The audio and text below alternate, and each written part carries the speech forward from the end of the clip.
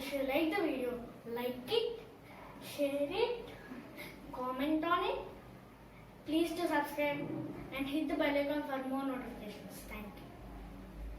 Hello friends, August 25, 2020 తర్వాత ఈ ESR website అనేటువంటిది మెయింటెనెన్స్కి వెళ్ళి వచ్చిన తర్వాత చాలా రకాల మార్పులు చోటు చేసుకున్నాయి. ఈ పార్ట్ 1 పర్సనల్ డీటెయిల్స్లో కూడా కొన్ని రకాల మార్పులు చోటు చేసుకోవడం జరిగింది. ఈ పార్ట్ 1 పర్సనల్ డీటెయిల్స్ని ఏ విధంగా ఫిల్ చేయాలో మనం ఈ వీడియోలో తెలుసుకుందాం. ఫ్రెండ్స్, మీకు ఈ వీడియో నచ్చినట్లయితే లైక్ చేయండి, షేర్ చేయండి, కామెంట్ చేయండి, ఇంకా సబ్స్క్రైబ్ చేసుకోవడం మర్చిపోవద్దు.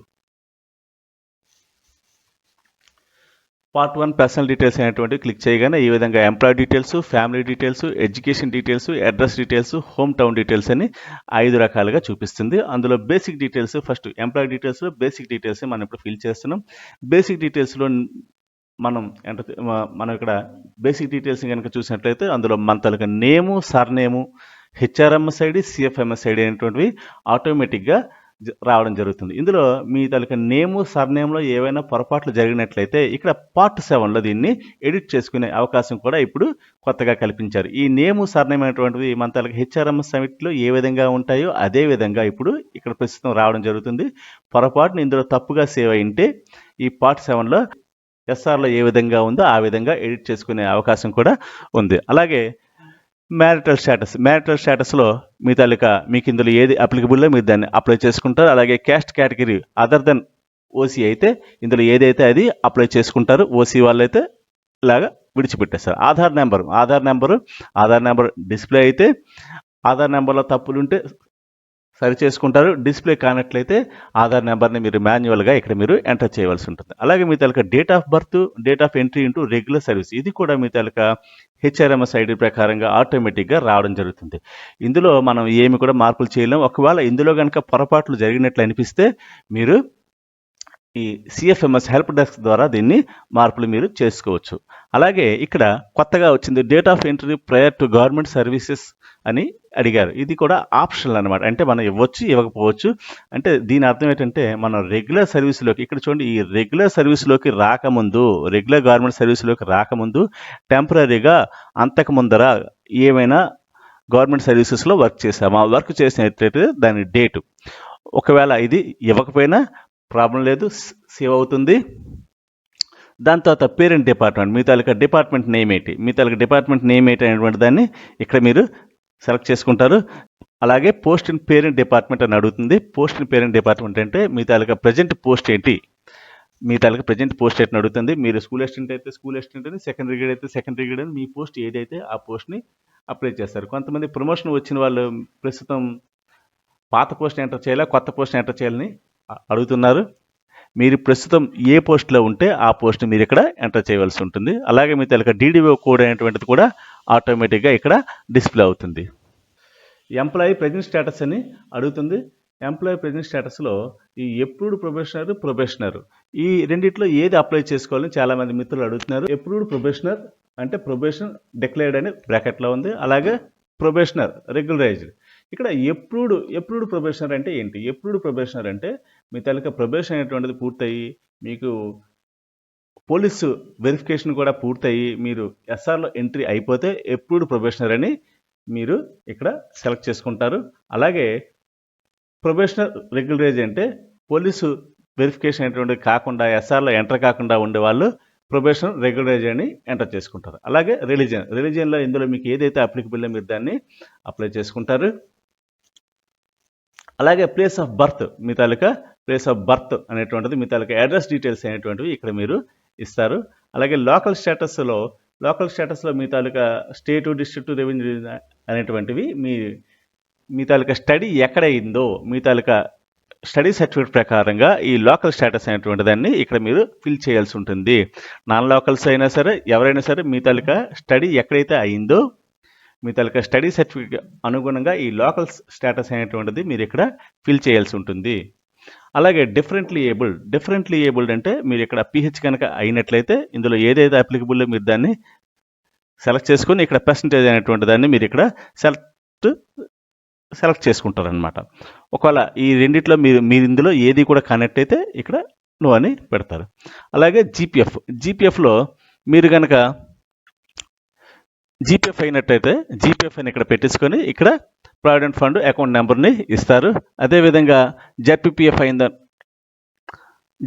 అయిందనుకోండి, జెడ్పీపీఎఫ్ అయితే ఇక్కడ డిస్ట్రిక్ట్ ఇచ్చి అలాగే మీ తాలూకా ప్రావిడెంట్ ఫండ్ అకౌంట్ నెంబర్ని ఇస్తారు. అదేవిధంగా సిపిఎస్ ఎంప్లాయీస్ అయితే సిపిఎస్ అని పెట్టి మీ తాలూకా ప్రాన్ నెంబర్ని ఇస్తారు, ప్రాన్ నెంబర్ ఇస్తారు. మీ ఇక్కడ ఐడెంటిఫికేషన్ మార్క్స్ మీ తాలూకా 10th క్లాస్ సర్టిఫికేట్లో ఏ విధంగా ఉన్నాయో ఆ విధంగా ఐడెంటిఫికేషన్ మార్క్స్ని ఒక రెండింటిని అడుగుతున్నారు. మీ తాలూకా 10th క్లాస్ సర్టిఫికేట్ ప్రకారంగా ఇక్కడ 2 ఐడెంటిఫికేషన్ మార్క్స్ని రాస్తారు. అలాగే మీ తాలూకా హైట్ని సెంటీమీటర్స్లో మీ హైట్ ఎంత ఉందనేటువంటి దాన్ని ఇక్కడ మీరు ఎంటర్ చేస్తారనమాట. ఇది బేసిక్ డీటెయిల్స్, ఎంప్లాయీ డీటెయిల్స్లో వివరాలు.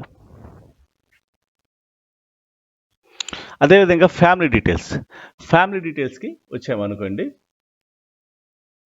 అదేవిధంగా ఫ్యామిలీ డీటెయిల్స్లోకి వచ్చేటప్పటికి చూడండి, ఇక్కడ నోట్లో if wife and husband both are government employees then first submit spouse details and then submit children details. అంటే ఇద్దరు కూడా గవర్నమెంట్ ఎంప్లాయీస్ అయినట్టయితే ఫస్ట్ మీ స్పౌస్ తాలూకా డీటెయిల్స్ అనేటువంటిది ఇక్కడ మనం ఎంటర్ చేయవలసి ఉంటుంది. దాని తర్వాత పిల్లల వివరాలు అనేటువంటివి ఎంటర్ చేసుకోవాలి.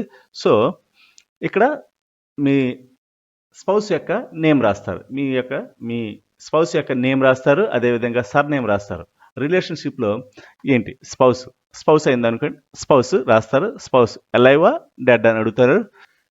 Status for daughter and son, ఇది డాటర్ సన్ అయితే మాత్రం ఇక్కడ మనం ఎంటర్ చేసుకోవాల్సి ఉంటుంది, కాకుండా అవసరం లేదు. ఇక్కడ డేట్ ఆఫ్ బర్త్ వాళ్ళ తాలూకా డేట్ ఆఫ్ బర్త్ మీరు ఇక్కడ ఇస్తారు. అదేవిధంగా ఆధార్ నెంబర్ని, అదేవిధంగా మొబైల్ నెంబర్ని ఇక్కడ ఎంటర్ చేస్తారు. స్పౌస్ కాబట్టి మీ తాలూకా మ్యారేజ్ డేట్ అనేటువంటి దాన్ని ఇక్కడ మీరు ఎంటర్ చేస్తారు. ఎంటర్ చేసిన తర్వాత టైప్ ఆఫ్ ఎంప్లాయ్మెంట్ అని అడుగుతుంది. టైప్ ఆఫ్ ఎంప్లాయ్మెంట్ ఒకవేళ వాళ్ళ మీ యొక్క స్పౌస్ కనుక ఎంప్లాయ్ అయినట్టయితే ఇక్కడ సెల్ఫ్ ఎంప్లాయిడ్, ఏపీ స్టేట్ గవర్నమెంటా, సెంట్రల్ గవర్నమెంటా, ఇందులో ఏదైతే అప్లికబుల్లో మీరు అది అప్లై చేసుకుంటారో. ఒకవేళ ఎంప్లాయ్ కానట్లయితే అన్ఎంప్లాయిడ్ అనేటువంటి దాన్ని ఇక్కడ సెలెక్ట్ చేసుకుంటారు. అదేవిధంగా ఇన్కమ్ పర్ యానం ఒకవేళ ఇక్కడ మనం ఎంప్లాయీ అని కనుక మనం సెలెక్ట్ చేసుకుంటే ఇన్కమ్ పర్ యానం అంటే సంవత్సరానికి మీ తాలూకా ఆదాయం ఎంత, మీ యొక్క స్పౌస్ యొక్క ఆదాయం ఎంత, ఇందులో ఈ డీటెయిల్స్లో మీకు ఏదైతే అప్లికబుల్లో దాన్ని మీరు ఇక్కడ సెలెక్ట్ చేసుకుంటారు. ఒకవేళ ఎంప్లాయీ కానట్టయితే ఇక్కడ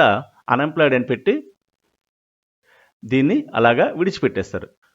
ఎంప్లాయీ అయితే మాత్రం ఇక్కడ సంవత్సరానికి మీ స్పౌస్ యొక్క ఆదాయం ఎంత అనేటువంటి దాన్ని మీరు ఇక్కడ ఎంటర్ చేయవలసి ఉంటుంది. ఇంకా మిగతా వాళ్ళ వివరాలను మీరు మీ తాలూకా పిల్లల వివరాలని మీరు ఇంకా ఎంటర్ చేయాలనుకుంటే ఇక్కడ యాడ్ర బటన్ మీద క్లిక్ చేసి వాళ్ళ తాలూకా వివరాలను మీరు ఇక్కడ ఎంటర్ చేస్తారు. మీ పిల్లల తాలూకా పేర్లు, వాళ్ళ తాలూకా సర్నేము, అదేవిధంగా రిలేషను, పిల్లలు డాటా ఇందులో ఏదైతే అది ఇందులో ఉండే రిలేషన్స్ మాత్రమే మనం ఎంటర్ చేయాల్సి ఉంటుంది. వేరే డీటెయిల్స్ మనం ఎంటర్ చేసుకునే అవకాశం లేదు. ఇందులో మనం పిల్లల వివరాలను మనం ఇప్పుడు ఎంటర్ చేయాలనుకుంటున్నా కూడా సన్ అయితే సన్ను, డాటర్ అయితే డాటర్ అనేటువంటి దాన్ని ఇక్కడ మీరు ఎంటర్ చేస్తారు. సన్ని ఎంటర్ చేశారు అనుకుందాం. సన్ అయితే అలైవా డెడ్ అని అడుగుతున్నారు, ఎస్ అని ఇస్తారు, అలైవ్ అంటారు. ఇక్కడ status for daughter and son అని కొత్తగా ఒక కాలంని ఎంటర్ చేశారు. Status for daughter and son. Okay, ఇక్కడ సన్ అని మనం ఇక్కడ ఎప్పుడైతే సెలెక్ట్ చేసుకున్నామో వాళ్ళ తాలూకా స్టేటస్ ఏంటి, మ్యారీడా అన్మ్యారీడా, ఈ రెండింటిలో ఏదా అని అడుగుతుంది. మ్యారీడ్ అయితే మ్యారీడ్ అని, అన్మ్యారీడ్ అయితే అన్మ్యారీడ్ అనేటువంటి దాన్ని ఇక్కడ మీరు సెలెక్ట్ చేసుకుంటారు. సెలెక్ట్ చేసుకొని మిగతాది date of birth, Aadhaar number, mobile number, date of marriage. ఒకవేళ అక్కడ మ్యారీడ్ అయితే డేట్ ఆఫ్ మ్యారేజ్, ఈ మిగతా వివరాలు అనేటువంటి దాన్ని యాస్టీజ్గా ఫిల్ చేసుకుంటారు. మీకు రోజు కనుక కావాల్సినట్టయితే యాడ్రో అని కొట్టుకుంటారు. మనకు రోజు కనుక అవసరం లేనట్టయితే దీన్ని ఇంటూ మార్క్ మీద క్లిక్ చేసుకుంటే ఆ రోజు అనేటువంటివి పోవడం జరుగుతుంది. ఫిల్ చేసుకుని లాస్ట్లో సేవ్ బటన్ మీద క్లిక్ చేస్తే మీ తాలూకా ఫ్యామిలీ డీటెయిల్స్ అనేటువంటివి సేవ్ అవ్వడం జరుగుతుంది. అలాగే ఎడ్యుకేషన్ డీటెయిల్స్కి వచ్చినట్లయితే ఎడ్యుకేషన్ డీటెయిల్స్లో ఇక్కడ ఉండే వీటిని మాత్రమే ఎంటర్ చేసుకునే అవకాశం కల్పించారు. ప్రస్తుతానికి వీటిని మాత్రమే ఎంటర్ చేసుకునే అవకాశం కల్పించారు. తెలుగు పండిట్ వాళ్ళకి, పీడీ వాళ్ళకి ఇంకా అవకాశం కల్పించలేదు. ఇందులో వాళ్ళ తాలూకా ఎడ్యుకేషన్ డీటెయిల్స్ అనేటువంటివి ఎంటర్ చేసుకునే అవకాశం ప్రస్తుతానికి ఇంకా కల్పించలేదు. ఇందులో ఏదైతే అది మీరు అప్లై చేసుకుంటారు. అలాగే స్ట్రీమ్లో ఇక్కడ మీరు 10th క్లాస్ కనుక అయినట్లయితే 10th క్లాస్ అయిందనుకోండి, స్ట్రీమ్ మీకు ఏమి కూడా ఉండదు అక్కడ, కాబట్టి ఆల్ సబ్జెక్ట్స్ అని పెట్టేసుకుంటారు. అలాగే ఇయర్ ఆఫ్ పాసింగ్, మీరు ఎప్పుడైతే పాస్ అయిన ఇయర్ని మీరు ఇక్కడ ఇస్తారు. అలాగే స్కూలు, కాలేజీ, యూనివర్సిటీ మీరు 10th క్లాస్ చదువుకున్న స్కూలు తాలూకు వివరాలు ఇస్తారు. అలాగే దాని తాలూకు అడ్రస్ డీటెయిల్స్, దాని తాలూకు లొకేషన్ డీటెయిల్స్, స్టేటు, కంట్రీ, డిస్ట్రిక్ట్, మండలు అడుగుతుంది, ఎంటర్ చేస్తారు. దాని తర్వాత ఇంటర్మీడియట్ డీటెయిల్స్ ఎంటర్ చేయాలనుకుంటే ఇక్కడ యాడ్ర బటన్ మీద క్లిక్ చేసుకొని ఈ డీటెయిల్స్ అనేటువంటిది మరలా ఎంటర్ చేస్తారు. ఇంటర్మీడియట్కి వచ్చేటప్పటికి ఇంటర్మీడియట్ డీటెయిల్స్ మీరు ఎంటర్ చేస్తారు. ఇంటర్మీడియట్ డీటెయిల్స్ ఎంటర్ చేసి ఇక్కడ మీ తాలూకా గ్రూప్ని మీరు ఎంటర్ చేస్తారు. మీరు మ్యాథ్స్, ఫిజిక్స్, కెమిస్ట్రీయా, లేకపోతే బైపీసీయా, సిఈసీ, హెచ్ఈసీ, మీ గ్రూప్ ఏదైతే ఆ గ్రూప్ని మీరు ఇక్కడ ఎంటర్ చేసి year of passing, college, university same అలాగా నింపుతారు. మీరు కనుక డిస్టెన్స్ ఎడ్యుకేషన్ కనుక చదివినట్లయితే మీకు కాలేజ్ ఉండదు కాబట్టి మీరు ఇక్కడ యూనివర్సిటీ నేమ్ అనేటువంటి దాన్ని ఇక్కడ మీరు రాసుకుంటారు. రాసుకున్న తర్వాత ఈ యూనివర్సిటీ తాలూకా లొకేషన్ డీటెయిల్స్ అనేటువంటివి ఇక్కడ ఇస్తారు. మీరు డిస్టెన్స్ ఎడ్యుకేషన్ కాదు, మీరు రెగ్యులర్గా చదివాలనుకుంటే ఇక్కడ మీ తాలూకా డిగ్రీ ఇచ్చి మీ తాలూకా కాలేజ్ నేమ్ అనేటువంటి దాన్ని ఇచ్చి మీ కాలేజ్ తాలూకా అడ్రస్ డీటెయిల్స్ అనేటువంటి దాన్ని ఇక్కడ ఫిల్ చేసి ఇక్కడ సేవ్ బటన్ మీద క్లిక్ చేస్తారు. అదేవిధంగా ఇప్పుడు అడ్రస్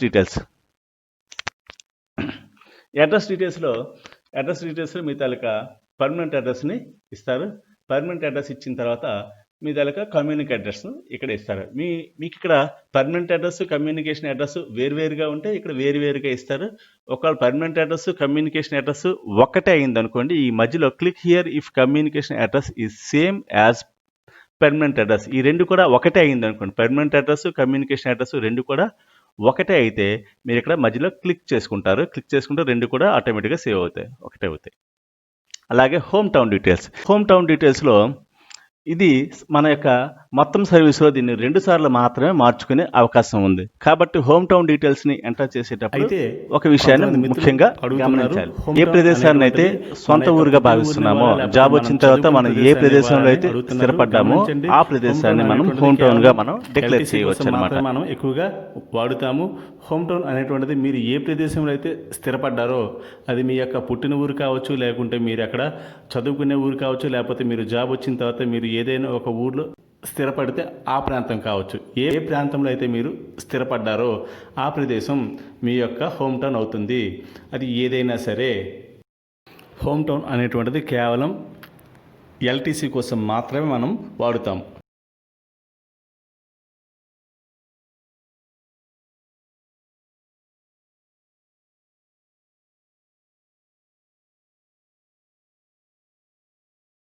చూడండి, ఇక్కడ దిస్ ఈజ్ మై డిక్లరేషన్ అని ఇచ్చారు. దిస్ ఈజ్ మై డిక్లరేషన్ అని ఇక్కడ ఫస్ట్, సెకండ్ అని ఇచ్చారు.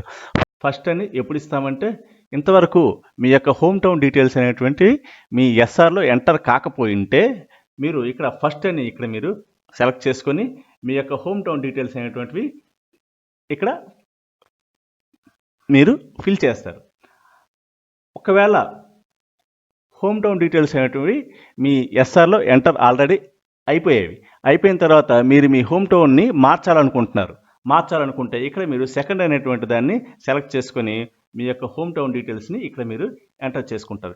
గమనించండి, ఫస్ట్ అని కనుక ఎంటర్ చేసుకుంటే మీకు హోమ్ టౌన్ డీటెయిల్స్ మార్చడానికి ఇంకొక అవకాశం ఉంటుంది. అదే మీరు ఒకవేళ సెకండ్ అని కనుక సెలెక్ట్ చేసుకున్నట్లయితే మీకు ఇదే ఆఖరి ఛాన్స్ అవుతుంది హోమ్ టౌన్ డీటెయిల్స్ని చేంజ్ చేయడానికి. అదేవిధంగా ఫీమేల్ ఎంప్లాయీస్ ఉంటారు, వాళ్ళు వారి యొక్క భర్త యొక్క గ్రామాన్ని హోమ్ టౌన్గా ఇవ్వాలి అనుకుంటే కనుక వాళ్ళ యొక్క భర్త గ్రామాన్ని హోమ్ టౌన్గా ఇచ్చుకోవచ్చు, నో ప్రాబ్లం అనమాట. ఇక్కడ హోమ్ టౌన్ డీటెయిల్స్ అనేటువంటివి ఫిల్ చేసి ఇక్కడ సేవ్ బటన్ మీద క్లిక్ చేయగానే మీ యొక్క హోమ్ టౌన్ డీటెయిల్స్ అనేటువంటివి కూడా ఆటోమేటిక్గా సేవ్ అవ్వడం జరుగుతుంది. ఇది పార్ట్ 1లో employee details, family details, education details, address details, home town details సంబంధించిన అప్డేషన్. ఇంకా ఇందులో ఏవైనా మార్పులు చేర్పులు జరిగితే మరో వీడియో చేస్తాము. ఫ్రెండ్స్, మీకు ఈ ఛానల్ నచ్చినట్టయితే లైక్ చేయండి, షేర్ చేయండి, కామెంట్ చేయండి, ఇంకా సబ్స్క్రైబ్ చేసుకోవడం మర్చిపోవద్దు. Thank you.